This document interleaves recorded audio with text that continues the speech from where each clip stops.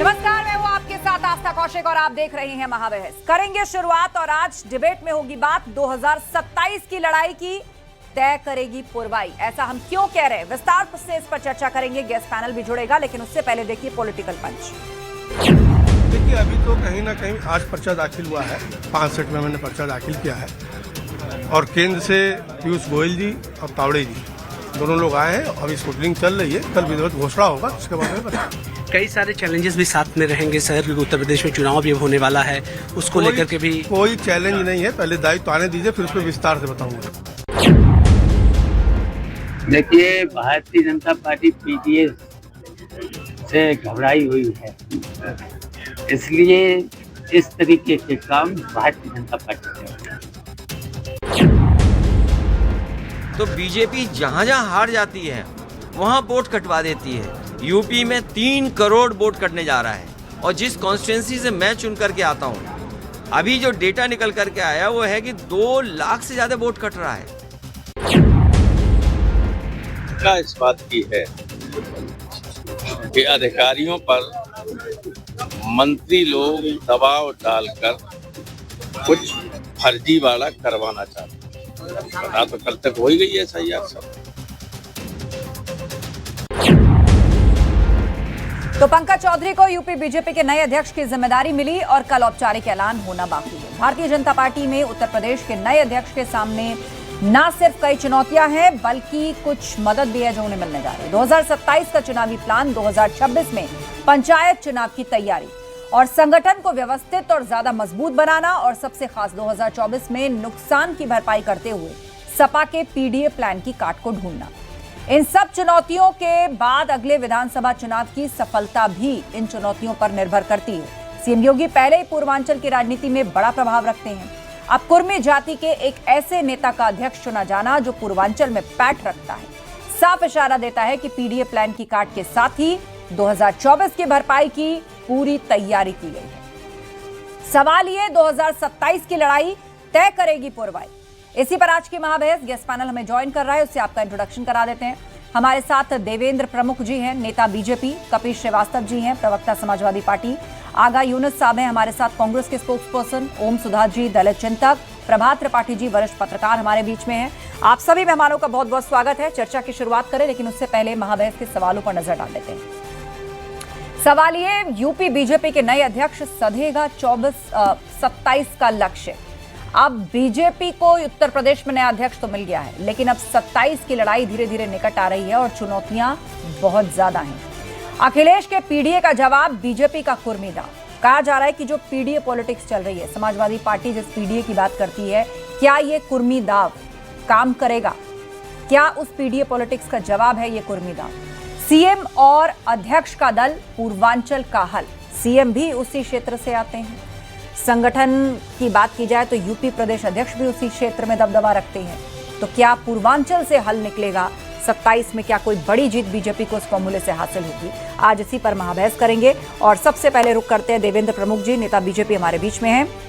देवेंद्र जी, आपसे सवाल यही, समाजवादी पार्टी अब कह रही है पंकज चौधरी अध्यक्ष होंगे, ये तो तय हो गया है। समाजवादी पार्टी कह रही है कि पीडीए से घबरा गई है बीजेपी और ये उसी का ही दबाव है कि आज जो अध्यक्ष जिस जगह से आते हैं, जिस कास्ट को रिप्रेजेंट करते हैं, कि ये सब घबराए हुए हैं आप लोग।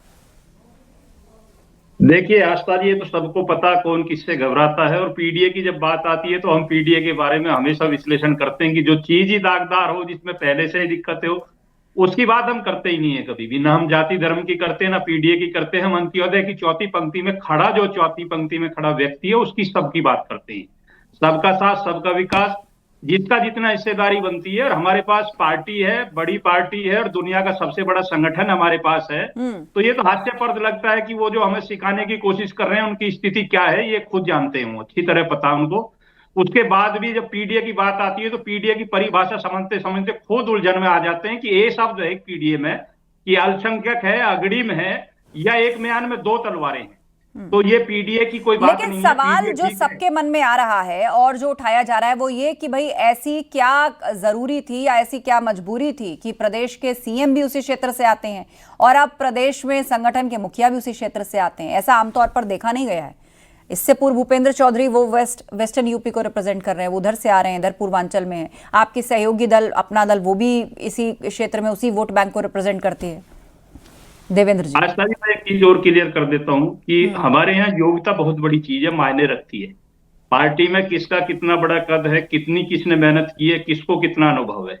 देखिए, उत्तर प्रदेश एक सबसे बड़ा देश का राज्य है और उत्तर प्रदेश में लगभग 22 से 24 करोड़ लोगों का नेतृत्व होता है, जो दुनिया में अपने आप में 5वें नंबर की आबादी बैठती है। बहुत बड़ी जिम्मेदारी होती है, संगठनात्मक काम है ये, और इसको संगठन ने सोचकर पूरा इस पर मंथन किया गया है गहराई से, और इसमें सारा समीकरण देखने के बाद एक योग्य व्यक्ति की तलाश थी और उसी में से निकाल कर ये नाम आया, तय होकर आया, संगठन के ठीक है, आप प्रक्रिया का हवाला दे रहे हैं। ठीक है, कपिल श्रीवास्तव जी हमारे बीच में, सपा प्रवक्ता। कपिल जी बताइए, अब प्रदेश में संगठन का मुखिया भी तय हो गया है, सरकार और संगठन में सामंजस्य बिठाया जाएगा और 27 में उस नुकसान की भरपाई की जाएगी जो कि 24 में हुआ था। देखिए, अभी हमारे देवेंद्र प्रमुख जी ने कहा कि योग्य व्यक्ति का इन लोगों ने चयन कर लिया है, यानी कि बाकी जो प्रदेश के बड़े नेता थे वो सब अयोग्य थे इनके, इसलिए केंद्र से कैबिनेट मिनिस्टर लेकर के आ रहे हैं। बहुत अच्छी बात है, आपका हक है, आप बिल्कुल लाइए। और प्रधानमंत्री जी के उस बात को ये सत्य कर रहे हैं जो दूसरों पर नाटक, नौटंकी और ड्रामे की बात कर रहे हैं, तो ये चुनाव करने का ड्रामा क्यों कर रहे हैं भाई? सीधे घोषित कर दिए तो जवाब दूसरे को डालेंगे नहीं। और तीसरी बात जो आप बार बार पूछ रहे हैं उसका हम बता रहे हैं आपको जवाब। पूछ आप इनसे रही थी, जवाब हमसे लीजिए, क्योंकि मैं भी उसी गोरखपुर शहर से आता हूं। पंकज चौधरी जी और योगी आदित्यनाथ जी दोनों लोग गोरखपुर शहर के हैं, दोनों लोग का शहर में आवास है, और दोनों लोगों के ऊपर जो है जो आशीर्वाद है वो पंकज चौधरी जी के ऊपर मोदी जी का और अमित शाह जी का है। जब अभी गीता प्रेस के उद्घाटन में गए थे मोदी जी, तो वो गोरक्षनाथ मंदिर नहीं गए, लेकिन वो पंकज चौधरी जी के घर जरूर गए थे। तो ये नकेल कसने की कोशिश है योगी आदित्यनाथ की, और गोरखपुर शहर से ही उनको नकेल कसने की कवायद शुरू की गई है। खैर, दूसरी बात मैं आपको कह दूं कि पीडीए से अगर ये डरे ना होते तो क्या ये कुर्मी समाज के जो लोग को आगे लेकर के आ रहे हैं, उसके पीछे भी दो कारण है। एक कारण तो ये है कि इन्होंने जिस तरीके से आपने देखा कि पटेल बहनों के ये अगेंस्ट कुर्मी बिरादरी में, जो एक बहन तो इनके साथ थी, उसके पार्टी का अपमान, उसकी पार्टी को तोड़ने की कोशिश, वो सारी चीजें 2024 के लोकसभा इलेक्शन में 7 सांसद समाजवादी पार्टी और हमारे कांग्रेस ने मिलकर के इस समाज से दिए हैं। और समाजवादी पार्टी जो पीडीए की बात करती है, वो पीडीए की बात है प्लान डेवलपमेंट असिस्ट, और ये किसके लिए? समता मूलक समाज के लिए। और कौन है? पीडीए फॉर पीडीए है। चलिए, आपका अपना तर्क है, आपका अपना गणित है, ठीक है। मैं लौटूंगी आपके पास एक एक करके। पहले सब लोग आगा यूनुस साहब हैं, कांग्रेस के प्रवक्ता, उनके पास भी यही सवाल। आगा यूनुस साहब, अब बताइए, क्या ये ओबीसी या पीडीए पॉलिटिक्स की काट है? बीजेपी की तरफ से कोई बड़ा संदेश गया है, या पंकज चौधरी अब प्रदेश बीजेपी अध्यक्ष होंगे तो जिस ओबीसी और पीडीए की बात आप कह रहे थे कि बीजेपी में अनदेखी की जाती है, क्या की जाती है, तो यहां पर संदेश गया कि एक आम कार्यकर्ता देखिए एक बार फिर प्रदेश में संगठन की कमान संभालेगा। देखिए, बीजेपी के अंदर जो है लोकतंत्र है ही नहीं। इनका आंतरिक लोकतंत्र तानाशाही नेताओं के पास है। ये फिर से साबित हुआ, जैसे जेपी नड्डा जी का चयन हुआ और अब प्रदेश अध्यक्ष का चयन हुआ, कि इनके पार्टी के चंद नेताओं ने तय कर लिया। अब वो बेचारे बीजेपी के कार्यकर्ताओं को चाहे मंजूर हो या ना हो, ये उनका आंतरिक विषय है, मैं इसमें ज्यादा चर्चा नहीं करना चाहूंगा। लेकिन बीजेपी का नया नाम जो इस वक्त देश में चल रहा है कि ब्राजील जनता पार्टी, वोट चोरी करके ये सत्ता में आए। अभी आपने देखा बिहार के अंदर 65 लाख वोट निकले, जो इन्होंने बताया फर्जी थे या गलत थे या लोग। तो मैं पूछना चाहता हूं, जो 65 लाख वोट जो उसके बलबूते पर ये सत्ता में आए, तो ऐसी सरकार को तो तुरंत इस्तीफा देना चाहिए था। और अब अभी यूपी के अंदर 2-2.5 करोड़ से ऊपर का आंकड़ा आ रहा है कि इतने वोट जो है अब इसके अंदर एसआईआर के माध्यम से खत्म हो रहे हैं। तो मैं कहना चाहता हूं कि करोड़ों करोड़ वोट जो है इसके बलबूते पर खुद प्रधानमंत्री जी का चयन हुआ और प्रधानमंत्री जी को अपना विवेक इस्तेमाल करते हुए तत्काल देश के सामने माफी मांगते हुए इस्तीफा देना चाहिए, क्योंकि वोट चोरी के दम पर वो सत्ता पे काबिज है। और हमारी देखिए अभी हमारी माननीय राहुल गांधी जी के नेतृत्व में कल 14 दिसंबर में बहुत ही भव्य रैली जो है रामलीला ग्राउंड पर होने जा रही है। और इसी मुद्दे को कि जिस तरह से लोकतंत्र को कुचला गया, संविधान का चीरहरण भाजपा ने किया है, ये भाजपा जो है भारत जलाओ पार्टी है, नफरत के जरिए लोगों को बांटने का काम करती है। भाजपा आरएसएस ने देश के अंदर नफरत की वो आग लगाई है। चलिए ठीक है, जो नफरत एक नकारात्मक नशा हो गया है कि आपने ताबड़तोड़ आरोप लगा दिए, लेकिन मेरा सवाल आपसे ओबीसी पॉलिटिक्स को लेकर था, पीडीए पॉलिटिक्स को लेकर था, और इससे संदेश क्या गया या समीकरण किस प्रकार आप देख रहे हैं उससे संबंधित था। प्रभात त्रिपाठी जी वरिष्ठ पत्रकार हमारे बीच में। प्रभात जी बताइए, अब यहां से आगे क्या बड़ी चुनौतियां हैं पंकज चौधरी के लिए? अब विपक्ष तरह तरह के कयास खड़े कर रहा है, तरह तरह के सवाल खड़े कर रहा है, आपने सुना होगा अभी। नहीं, देखिए आस्था जी, निश्चित तौर पे पंकज चौधरी का चयन भारतीय जनता पार्टी ने बड़े सोच समझ के किया है, क्योंकि देखिए जब लोकसभा के चुनाव में भारतीय जनता पार्टी को ओबीसी का एक बड़ा वर्ग, जिसमें एक यादव वर्ग के बाद कुर्मी वोट बहुत बड़ा महत्व रखता है, तो कुर्मी वोट से अगर वो पंकज चौधरी को लाए हैं तो ये उनका अपना आंतरिक मामला है। लेकिन मेरा ये मानना है कि पंचायत चुनाव से ये पता लग जाएगा, एक लिटमस टेस्ट हो जाएगा कि पंकज चौधरी का जो प्रयोग किया गया है वो कितना सही है कि एक संगठन के कप्तान और एक सरकार के मुखिया, क्या उन दोनों के बीच तालमेल रहेगा। अभी कपीस जी ने जो बात कही है, मैं थोड़ा कपीस जी की बात से कुछ सहमत होता हुआ दिखाई दे रहा हूं कि भारतीय जनता पार्टी के अंदर जो भी पंकज चौधरी का चयन हुआ है वो कहीं ना कहीं अमित शाह और प्रधानमंत्री नरेंद्र मोदी की मर्जी के मुताबिक हुआ है।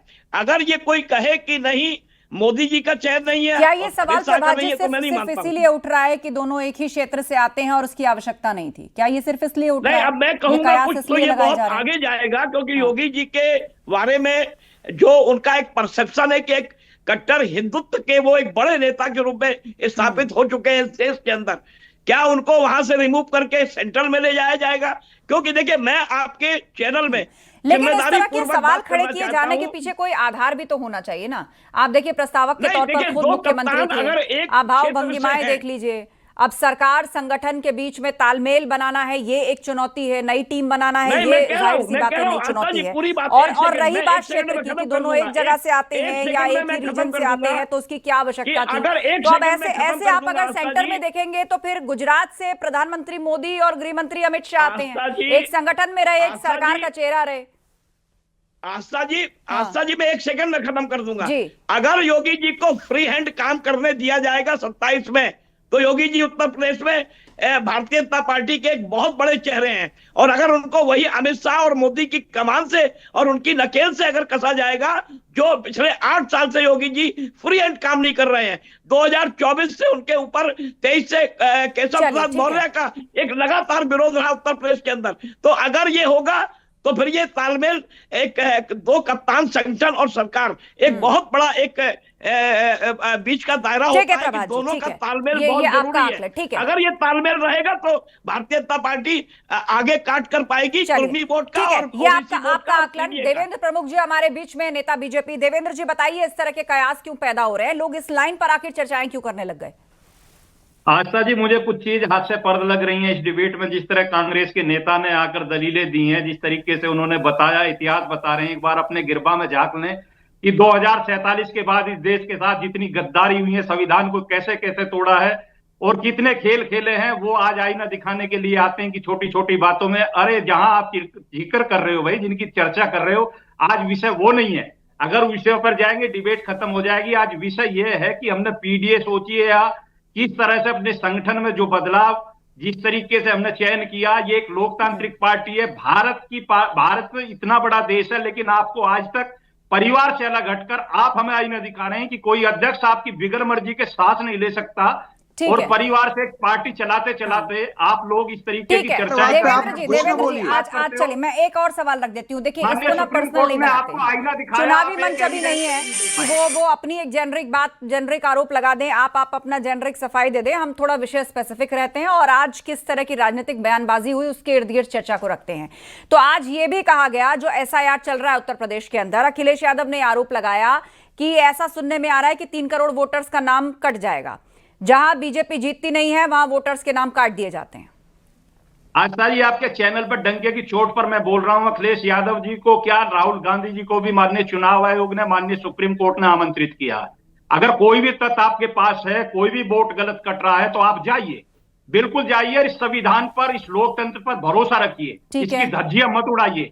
75 वर्षों तक आप लोगों ने कपिल जी बताइए, यही कहा जाता है कि आरोप तो हिट एंड रन की तरह है। हाँ, राहुल गांधी को कोट करके कहा जाता है। ये परिस्थिति जन्य साक्ष्य जो है उनको मैनिपुलेट नहीं किया जा सकता है और वो इस पर भी लागू होते हैं। हम लोगों ने आपको बहुत पहले ही कह दिया था कि कम से कम जब SIR शुरू हुआ था कि 3 से 3.5 करोड़ वोट काटे जाएंगे और 5 से 5.5 करोड़ लोगों को नोटिस जाएगी अभी, और उसके बाद ये पूरी तरीके से काट दिए जाएंगे, करीब करीब 4 करोड़, 3 से 4 करोड़। और हम आपको इसलिए कह रहे हैं कि जो उत्तर प्रदेश के गरीब गुरबा लोग हैं, जो मजदूरी करते हैं, जो खेतों में किसान काम कर रहे हैं, उनके पास अनाज के लिए जो है फुर्सत नहीं है, कि वो बेचारे मेहनत कर रहे हैं। और SIR का फॉर्म जो उनके घरों पे पहुंचना चाहिए वो कहां पहुंच रहा है। और दूसरा चीज, जब आप तीसरा क्लास दबा दोगे तो हमेशा नोटिस आप भेजोगे उनको, प्रमाण पत्र वो कहां से लेके आएंगे। अब ये हास्यास्पद है और हकीकत ये है कि इन्हीं वोटों से ये सरकार इनकी डबल इंजन की चुनी हुई है। इसके मतलब ये गैर कानूनी तरीके के वोट थे जो भारतीय जनता पार्टी के पक्ष में गिरे थे। तो पहले चलिए देवेंद्र जी आपकी बात का जवाब देना चाह रहे हैं, लेकिन हमारे बीच में ओम सुधा जी, दलित चिंतक, उन्होंने अभी तक बात नहीं रखी है। ओम सुधा जी बताइए, आज बीजेपी ने अपने प्रदेश अध्यक्ष का ऐलान कर दिया और आपसे भी वही सवाल कि जिस पिछड़े और दलित की राजनीति की बात देश में हो रही है, क्या एक बड़ा संदेश बीजेपी की ओर से गया? नहीं, बीजेपी की जो नीयत है, मेरी आवाज आ रही है आस्था जी? बीजेपी की जो नीयत है वो तो मुझे नहीं लगता कि दलित पिछड़ा हितैषी वाली उनकी नीयत है। उनकी नीयत का पता तो अभी चलता है ना, मध्य प्रदेश में संतोष वर्मा के साथ इन्होंने क्या किया। तो जो बीजेपी की नीयत है वो लगातार जो है ओबीसी के खिलाफ है। ये भले ही इन्होंने कुर्मी को जो है बना दिया है प्रदेश अध्यक्ष, लेकिन इनकी पूरी नीयत ही ओबीसी के खिलाफ दिखती है। मैं तो सीधे तौर पर कहता हूं, आज इस देश के प्रधानमंत्री ओबीसी हैं। उन्होंने यूपी का कई मंत्री भी ओबीसी के, लगभग 27 मंत्री इनके ओबीसी के हैं केंद्र सरकार में। लेकिन मैं ये कहता हूं, अगर सचमुच ये ओबीसी का भला चाहते हैं तो जो मंडल कमीशन की सिफारिशें हैं, तमाम सिफारिशों को लागू कर दें। ओबीसी का भला तो उसी से होगा। ओबीसी की जितनी आबादी है इस देश में, ओबीसी को उतना आरक्षण दे दें। अगर ये सरकार इस देश में सवर्णों की आबादी 10% है तो 10% आरक्षण दे दिया। ओबीसी की जितनी आबादी है लगभग 68-9%, तो उनको दे दीजिए उनकी आबादी के हिसाब से भागीदारी। आपको कौन रोक रहा है? अब तो सोनल में ही मोदी जी का सरकार बच गया है, यहाँ तो सब जगह बना ही दिया। तो ओबीसी का अगर सचमुच में मोदी जी भला चाहते हैं, उनको चाहिए कि ओबीसी के लिए आबादी के हिसाब से भागीदारी दें, आरक्षण लागू करें। काहे नहीं करते? कौन रोक रहा है मोदी जी को ओबीसी आरक्षण? ठीक है, देखिए आस्था जी, मैं एक चीज और क्लियर कहूंगा ओम सुधा जी की बात का स्वागत करते हुए कि ओबीसी की आज उन्होंने ये बात तो मानी है कि ओबीसी का देश में प्रधानमंत्री है, दलित का राष्ट्रपति है। और जितनी बात कर रहे हैं 10% की या जाति विशेष को लेकर, धर्म विशेष को लेकर, कोई बात नहीं। SC/ST को जरूरत है, इसमें कोई संशय की बात नहीं है। भारतीय जनता पार्टी में लंबे समय तक, जब तक ये हमें समय मिला 11 वर्ष का, इसमें ओबीसी SC/ST को विशेष रूप से ध्यान दिया गया, अप किया गया है। चाहे वो गरीबी रेखा से नीचे की स्थिति हो, चाहे वो किसान की स्थिति हो, चाहे वो अंत्योदय की चौथी पंक्ति में खड़े किसी भी व्यक्ति की स्थिति हो। और जिस तरीके से ओम सुधा जी आप बात कर रहे हैं, काश आपकी तरह अगर पहली सरकारों में भी इस तरह कोई व्यक्ति आवाज उठाने वाला होता तो शायद ओबीसी और SC/ST को आज अपने हक की लड़ाई लड़ नहीं सकती होती। पार्टियां जिन्होंने SC, ST और OBC और खासकर अल्पसंख्यकों को वोट के इस्तेमाल किया था, वोट के लिए सरकार इस्तेमाल किया था, एक सेकेंड, वही अपने अपने बात बोलिए। ओम सुधा जी, आपने सवाल किया था ना, अब आप उस पर जवाब सुनिए क्लैरिटी से, और मेहमान भी इंतजार कर रहे हैं। हाँ, देवेंद्र जी 10 सेकंड कंक्लूड करिए। मैं ये कहता हूं कि ओम सुधा जैसा व्यक्ति कोई पिछली सरकारों में पहले आ जाता तो SC, ST या OBC की स्थिति नहीं होती।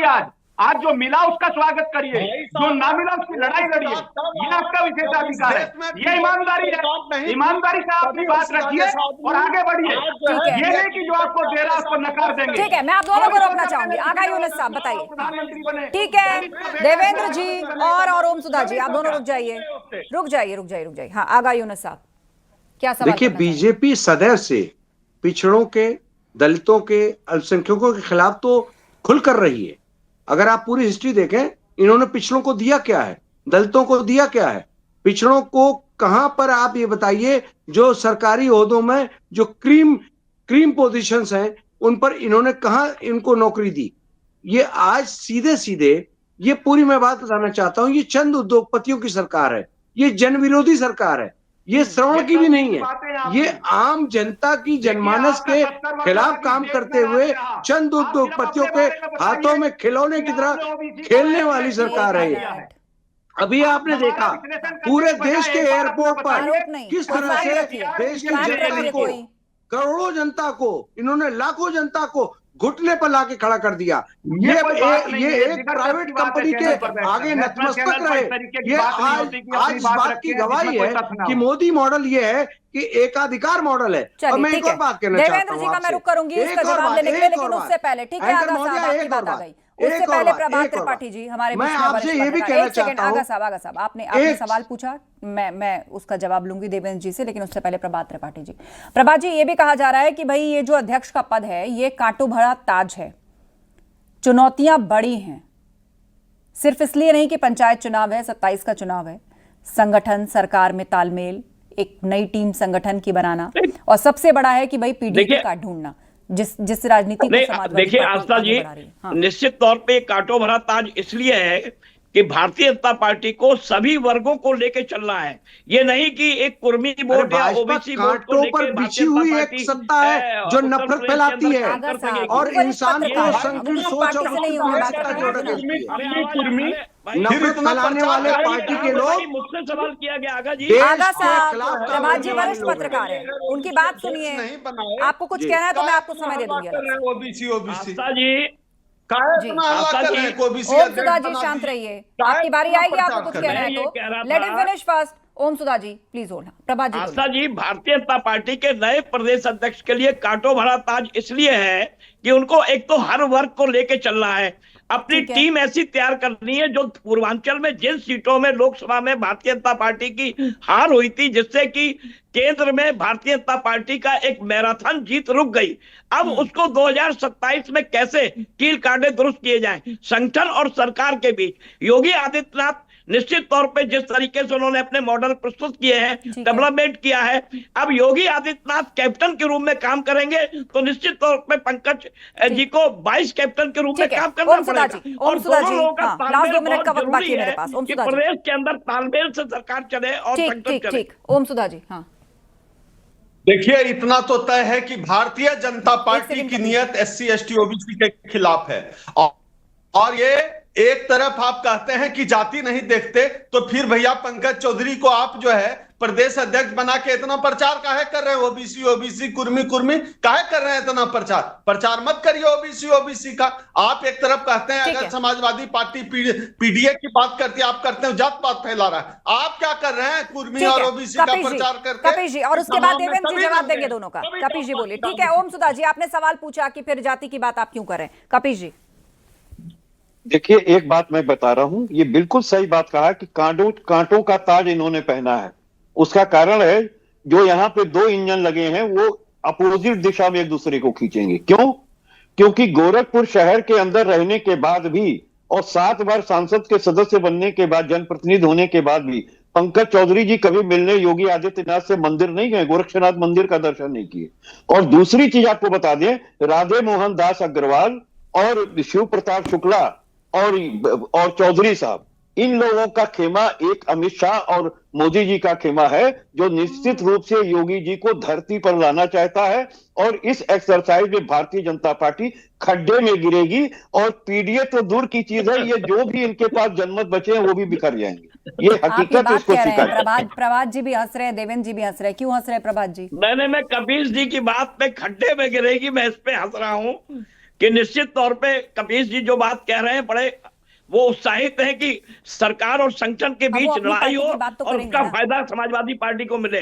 ये कपीश जी इसलिए ये बात कह रहे हैं। अध्यक्ष बनाया तो प्रभात भाई, ये बात सही है कि गलत है? जो मैंने आपको कही है ये बात सही है ना, कि आज तक पंकज चौधरी कभी मंदिर नहीं गए, और ये जो रामदेव मोहन दास अग्रवाल हैं, प्रश्न उसका नहीं है, लेकिन अब ये है कि अब उनको पद दिया गया है, संगठन का शीर्ष पद प्रदेश के अंदर दिया गया है और सरकार और संगठन को मिलकर काम करना होगा। ये हमेशा से कहा जाता रहा है और ऐसी उम्मीद भी आगे की जा रही है, लेकिन देखना होगा। अलग अलग तरह के कयास है। देवेंद्र प्रमुख जी, देखिए आस्था जी, मैं क्लियर करता हूं, कपीश जी का तो मैं हमेशा सम्मान करता हूं, पढ़े लिखे हैं, एडवोकेट हैं, और उनकी बात जो है अच्छी भी होती है, और वो इस तरह से बात करेंगे वो मैं इतनी उम्मीद नहीं लगा रहा, क्योंकि उनके पास तो बहुत शब्द हैं। लेकिन जिस तरह कांग्रेस की प्रवक्ता ने हम पर बौछार किया है, बता दिया आपको सही बात। हम एक चीज ये क्लियर करना चाहेंगे, मेरा भी अपना शहर गोरखपुर है, इसलिए ये हमारे अगल बगल के लोग हैं, हमारे अपने लोग हैं। ठीक है, हाँ, नहीं, खत्म करिए देवेंद्र जी, 10 सेकंड। हाँ। आपका विशेष अधिकार है आप बात रखने का। मैं ये कहता हूं कि जिस तरह कांग्रेस के प्रवक्ता साथी हमें आईना दिखा रहे हैं, एक बार अपने गिरबा में झांक लीजिए ना। आप ओबीसी की बात कर रहे हैं, SC ST की करते हैं, अल्पसंख्यक की करते हैं। 75 वर्षों तक इस देश में राज कर क्या तो ओबीसी को दिया, क्या आपने SC ST को दिया? और मैं तो समय खत्म हो रहा है, दोनों ओर के प्रश्न है, लेकिन बीजेपी ने अपना दांव चल दिया है। यूपी प्रदेश अध्यक्ष बीजेपी अब पंकज चौधरी होंगे। कल औपचारिक रूप से उनके नाम का ऐलान हो जाएगा। आप सभी का धन्यवाद इस चर्चा में शामिल होने के लिए। तो भारतीय जनता पार्टी में उत्तर प्रदेश के नए अध्यक्ष के नाम सामने आने के बाद अब कई तरह की चुनौतियां हैं जो उन्हें मिलने जा रही हैं। 27 का चुनावी प्लान, 26 में पंचायत चुनाव की तैयारी, संगठन को व्यवस्थित और ज्यादा मजबूत बनाना, और सबसे खास 24 में जो नुकसान हुआ उसकी भरपाई करते हुए सपा के पीडीए प्लान की काट को ढूंढना। महाबहस में इतना ही। खबरें जारी हैं, बने रहिए।